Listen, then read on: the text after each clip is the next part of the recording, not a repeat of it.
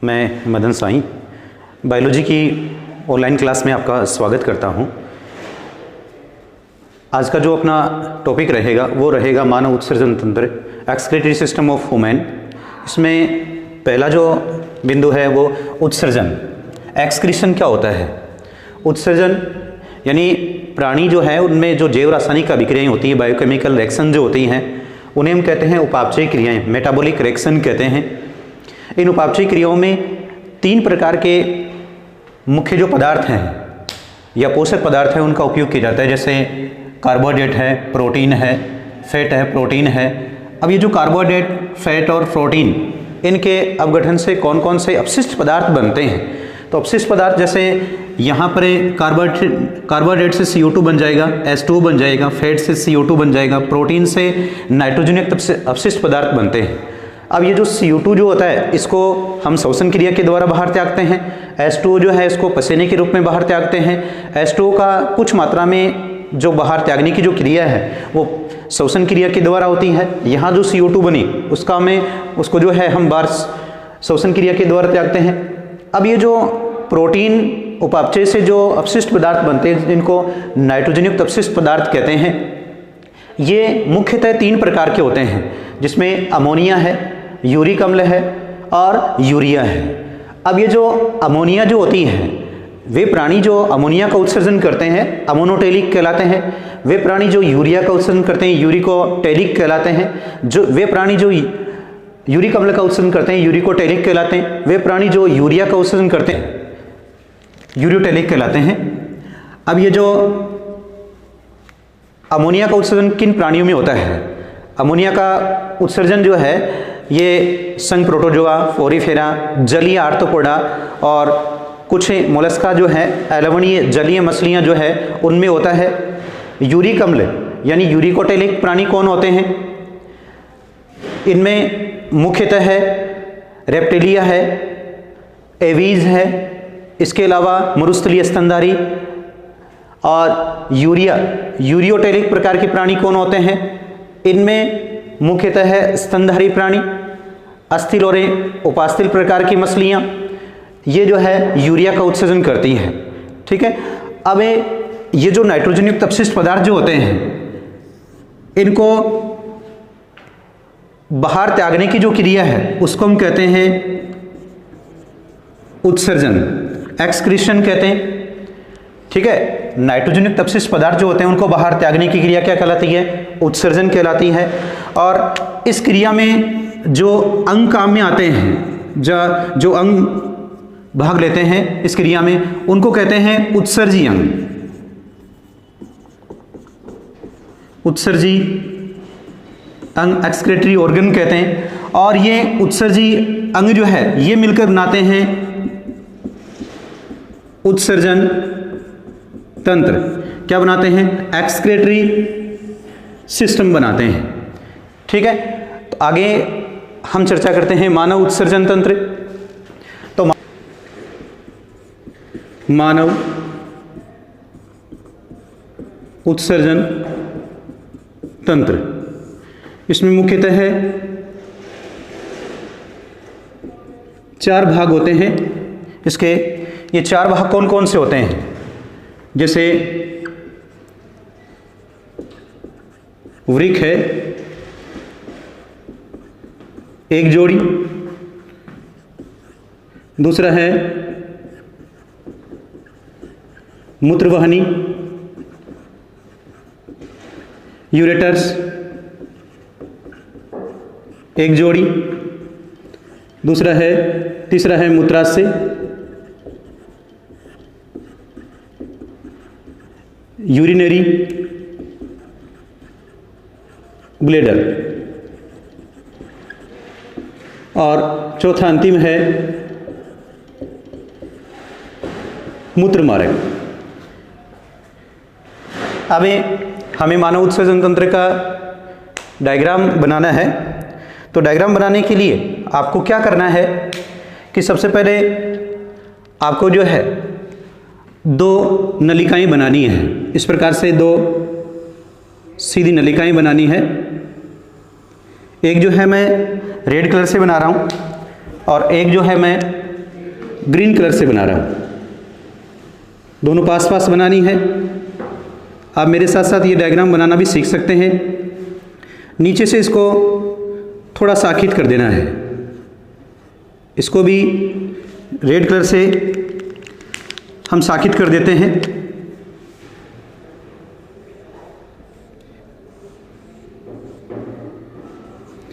यहाँ हम इनको साखित करेंगे, एक को ऊपर और एक को थोड़ा सा नीचे। हमने इसको इस प्रकार से साखित किया, तो यहाँ ये आप जोड़ दीजिए इस प्रकार से। अब आपको इस तरफ एक वृत्त बनाना है, आपको दूसरी तरफ यहाँ वृत्त बनाना है, यानी ये क्या होगी,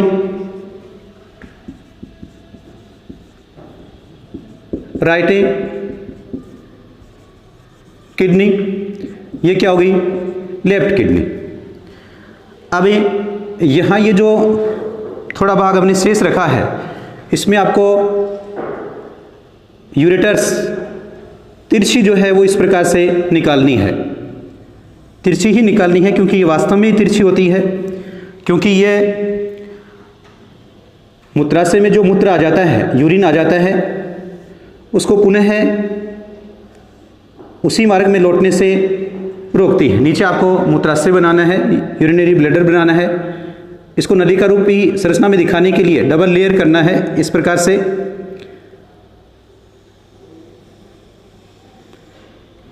तो ये अपनी क्या बन गई, यूरेटर्स, मूत्रवाहिनी। ये क्या बन गया, मूत्राशय, यूरिनरी ब्लैडर। ये क्या है, मूत्र मार्ग, यूरेथ्रा। अब आपको इनके ऊपर जो है एड्रिनल ग्रंथि बनानी है, टोपिनो आवरण के रूप में एड्रिनल ग्रंथि बनानी है।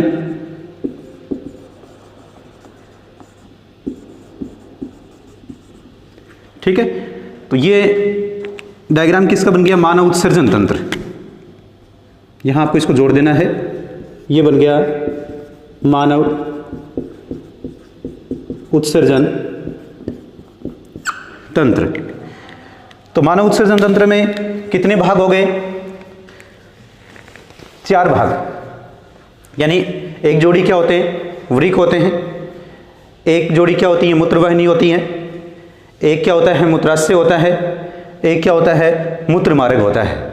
तो सबसे पहले हम बात कर लेते हैं इसे वृक्क की, यानी किडनी की। वृक्क जो है ये क्या कार्य करती है, वृक्क जो है रक्त को साफ करने का कार्य करती है। रक्त में जो भी अपशिष्ट पदार्थ होते हैं उनको नेफ्रॉन के द्वारा अलग करने का कार्य जो है वो कौन करता है, किडनी करती है। अपने शरीर में प्राशन नियमन, ऑस्मो रेगुलेशन का जो कार्य है वो किडनी के द्वारा किया जाता है। ठीक है, जल और लवणों की मात्रा का जो सांद्रण या नियमन की जो क्रिया है वो कौन करता है, वृक्क करता है। अब हम बात करते हैं वृक्क की स्थिति। स्थिति में ये जो है अपने पृष्ठ सतह में पाई जाती है, ये अपनी अधर सतह है और पीछे वाली सतह है पृष्ठ सतह है। और पृष्ठ सतह में भी कहाँ पर, यानी ये अपनी वर्टिबल कॉलम है, रीढ़ की हड्डी है, और रीढ़ की हड्डी के आगे की तरफ यानी अपने अधर सतह पर जो पसलियां हैं, और पीछे की तरफ क्या होता है कि यहाँ पर 11वीं और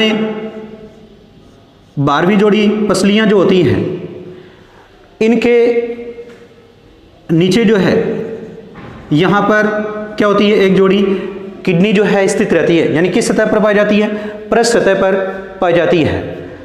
ठीक है, इसके बाद किडनी का जो बाहर है ये 120 से 170 ग्राम होता है।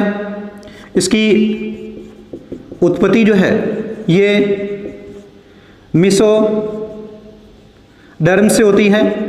मेसोडर्म भ्रूणीय जनन स्तर होता है ग्रेस्टुला का, इससे इसकी उत्पत्ति होती है। मानव में जो वृक्क होते हैं ये मेटा नेफ्रॉन प्रकार के पाए जाते हैं।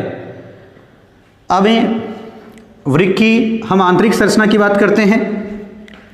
वृक्क की आंतरिक संरचना में आपको क्या करना है कि इस प्रकार से ये सेमनुमा संरचना के रूप में ये डायग्राम बनाना है। इस प्रकार से एक आउटलाइन खींचनी है सबसे पहले। अब जैसे ये बाहरी सतह, ये इसकी बाहरी सतह जो है उत्तल है, इसकी ये जो लंबाई है ये 11 सेंटीमीटर है, 10 से 11 सेंटीमीटर। ये इसकी चौड़ाई जो है 5 से 6 सेंटीमीटर है और इसकी मोटाई जो है 2 से 3 सेंटीमीटर होती है। ये जो भाग जो होता है वृक्क का, ये जो भाग जो होता है गड्ढेनुमा जो संरचना जो होती है, इसको हाइलम कहते हैं। हाइलम कहते हैं। अब इसे हाइलम भाग की क्या विशेषता होती है? इसमें जो है ये वृक्क की धमनी यानी रीनल एरेटरी और तंत्रिकाएं जो है ये प्रवेश करती हैं, जबकि इसके बाहर की तरफ कौन निकलती हैं? ये निकलती हैं वृक्क की सीरा, लसिका वाहिनी और मूत्र वाहिनी जो है ये उत्तल भाग जो होता है वहाँ से बाहर निकलती है। ठीक है। अब वृक्क जो होता है इसके ऊपर, किडनी के ऊपर जो है कि तंतुमय संयोजी ऊतक का आवरण पाया जाता है, जिसे वृक्क संपुट कहते हैं, रीनल कैप्सूल कहते हैं, रीनल कैप्सूल कहते हैं। अब जो वृक्क संपुट जो है ये किसका बना है? तंतुमय संयोजी ऊतक का। वृक्क जो होता है, किडनी जो होती है, इसके चारों ओर यानी वृक्क संपुट के चारों ओर भी वसा ऊतक का आवरण पाया जाता है। ठीक है। अब अंदर से वृक्क जो होता है इसको हमें 2 भागों में विभक्त करते हैं, यानी किडनी जो है इसको 2 भागों में विभक्त करते हैं। इसका एक भाग होता है वल्कुट और एक भाग होता है मेडुला यानी मध्यांश। ये 2 भाग हो जाएंगे। वल्कुट को कॉर्टेक्स भी कहते हैं। ये इसका जो परिधीय भाग है ये कौन सा भाग हो जाएगा? परिधीय भाग। ये कौन सा भाग हो जाएगा? मध्य भाग। अब ये जो मेडुला भाग है इसमें क्या होता है कि 8 से 12 जो है सक्वाकार पिंड पाए जाते हैं। आपको इस प्रकार से सक्वाकार पिंड बनाने हैं। इसमें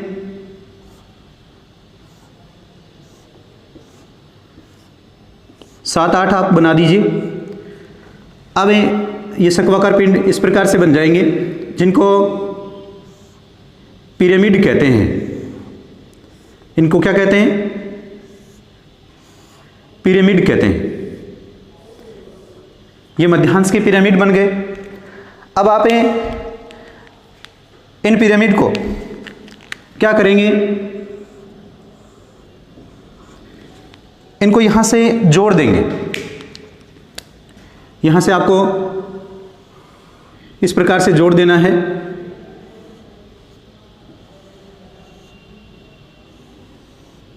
यहां से जोड़ने से, इस प्रकार से जोड़ने से क्या होगा कि जो अंदर वाली संरचना ये नलिकानुमा संरचना के रूप में आपको दिखाई देगी,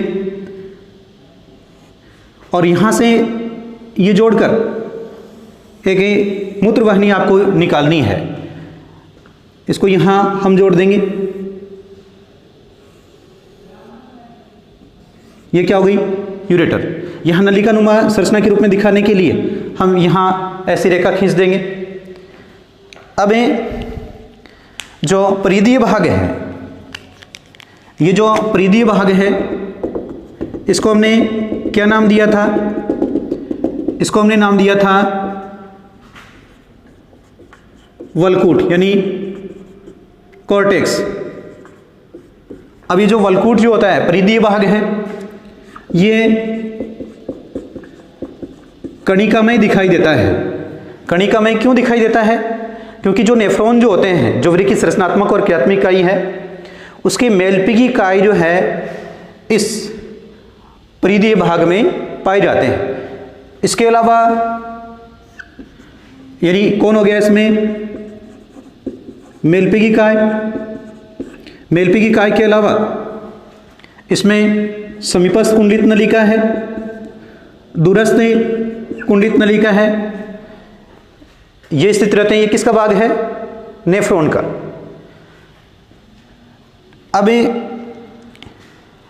ये जो मेडुला भाग है, मेडुला भाग से पहले हमें वल्कूट के बारे में एक बात और चर्चा कर लेते हैं कि वल्कूट जो है ये मध्यांश भाग में धंस जाता है। यानी ये क्या है? वल्कूट का अंदर दशा भाग, इसको हम कहते हैं बर्टीनी का वृक्क स्तंभ। इसका नाम क्या होगा? बर्टीनी का वृक्क स्तंभ। अब हम बात करते हैं मेडुला की, तो ये मध्य भाग है। ये जो मध्य भाग है जो हमने रेड कलर से बनाया है, जिसमें शंक्वाकार जो पिंड हैं इनकी संख्या लगभग कितनी होती है? 8 से 12 होती है।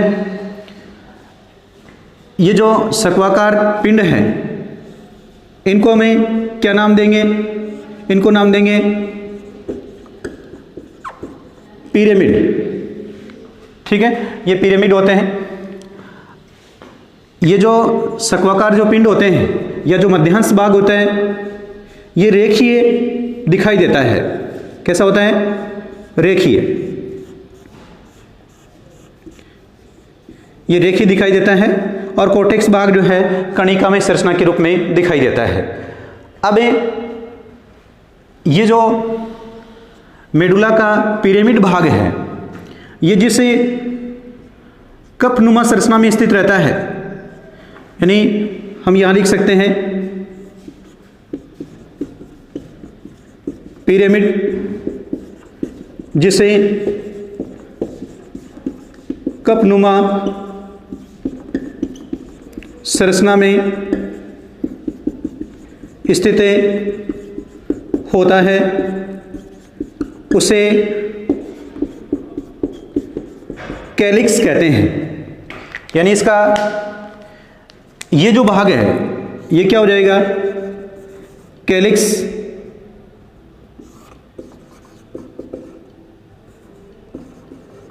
ये इसको क्या कह देंगे? कैलिक्स कह देंगे। हिंदी में इसको कहते हैं चषक। क्या कहते हैं? चषक कहते हैं। अब चषक है, ये जो मूत्रवाहिनी की जो शाखाएं हैं उनमें खुलता है। यहां जो मूत्रवाहिनी का जो कीपाकार भाग है, कीपाकार भाग है, इस कीपाकार भाग को कहते हैं पेल्विस। कीपाकार यानी मूत्रवाहिनी किस भाग में खुलती है? पेल्विस भाग में खुलती है। यानी इसका ये जो भाग है ये क्या है? पेल्विस। हिंदी में इसको कहते हैं वृक्क श्रोणी। यहां ये जो अंदर वाला भाग है यानी वल्कूट और मेडुला भाग है, इसमें प्रत्येक वृक्क में 10 लाख नेफ्रॉन पाए जाते हैं, वृक्काणु पाए जाते हैं,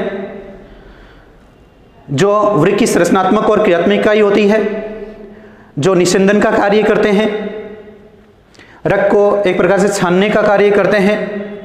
यहां हमें बनानी है रीनल एरेटरी और रीनल वेन। ठीक है, ये जो डायग्राम है वो किसका बन गया? वृक्क की लंबवत काट। अब हम पुनः कहां आते हैं? दूसरा भाग कौन सा है? यूरेटर्स, मूत्रवाहिनी। मूत्रवाहिनी क्या होती है? एक सक्रिय पेशीय नलिकानुमा संरचना होती है, जिसका प्रारंभिक भाग ही हमने कैसा बताया? कीपाकार बताया, जिसका क्या नाम दिया? पेल्विस। यानी पेल्विस भाग होता है वो किस में खुलता है? किडनी में खुलता है। ये यूरिन को जो है कर्मानुकुंचन गति के द्वारा कहाँ पहुँचाती है? मूत्राशय में पहुँचाती है। अब अगला जो भाग है, ये अगला जो भाग है, ये भाग कौन सा है? मूत्राशय, यूरिनरी ब्लैडर। यूरिनरी ब्लैडर जो है एक थैलेनुमा संरचना होती है, पेशी थैलेनुमा संरचना होती है। इसका ऊपरी भाग कैसा होता है? चौड़ा होता है। नीचे वाला भाग जो है ये कैसा होता है? सकरा होता है। अब जो मूत्राशय जो होता है इसकी भित्ति में 3 स्तर पाए जाते हैं। मूत्राशय की भित्ति जो है इसमें 3 स्तर पाए जाते हैं। एक बाह्य जो स्तर है उसका नाम है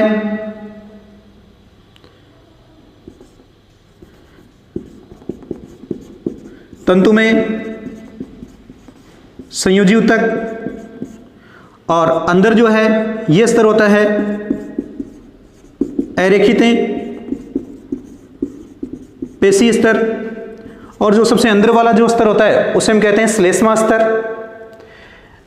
ये जो मूत्राशय का जो रेखित पेशी स्तर होता है इसमें प्रसार की क्षमता पाई जाती है। इसीलिए मूत्राशय में मूत्र का स्थायी रूप से संग्रह किया जाता है। लगभग 700 से 800 मिलीलीटर मूत्र जो है मूत्राशय में संग्रहित रहता है। अब मूत्राशय आगे किस में खुलता है? मूत्र मार्ग में खुलता है। मूत्र मार्ग जो होता है जिसे छिद्र यानी मूत्राशय जिस छिद्र के द्वारा मूत्र मार्ग में खुलता है वहां पर रेखित पेशी से बनी हुई एक अवरोधनी पाई जाती है। यह अवरोधनी मूत्र त्याग का क्या करती है? नियंत्रण करती है। अब मूत्र मार्ग जो है ये नर की बात करें तो ये 15 से 20 सेंटीमीटर लंबा होता है। मादा जो होती है इसमें 4 सेंटीमीटर लंबा होता है। मूत्र मार्ग नर की हम बात करें तो नर में इसके 3 भाग होते हैं।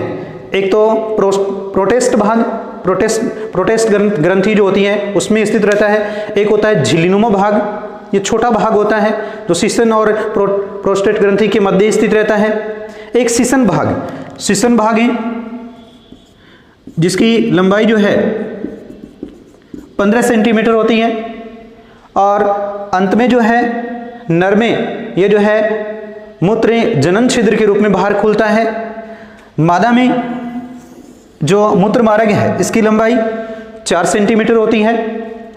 ये केवल मूत्र त्याग का कार्य करता है, और नर में ये जो है मूत्र त्याग और वीर्य दोनों का जो त्याग करने का कार्य करता है। ठीक है। अब बोर्ड एग्जाम में यदि ये प्रश्न आता है तो 4 अंक का आपसे प्रश्न पूछा जाएगा, और 4 अंक में आपको ये प्रत्येक बातें इस प्रकार से लिखनी होगी कि मानव उत्सर्जन तंत्र में जो है 4 भाग होते हैं, वृक्क, मूत्रवाहिनी और मूत्राशय। ठीक है। और वृक्क जो है इनकी संख्या 1 जोड़ी होती है, मूत्रवाहिनी की संख्या 1 जोड़ी होती है, मूत्राशय की संख्या 1 होती है, मूत्र मार्ग 1 होता है। मूत्र मार्ग में पेशीय अवरोधनी पाई जाती है। मूत्र मार्ग में पाई जाने वाली पेशीय अवरोधनी जो है मूत्र मार्ग को कसकर बंद रखती हैं, और ये जो है ऐच्छिक प्रकार की होती हैं। अब मूत्र त्याग के समय ये जो है शिथिल हो जाती हैं। ठीक है। ये बातें कंप्लीट बातें जो मैंने बताई कि वृक्क कहाँ स्थित होता है, ये सारी बातें आपको लिखनी होती है। ठीक है। वीडियो वॉच करने के लिए आपको धन्यवाद। Thank you.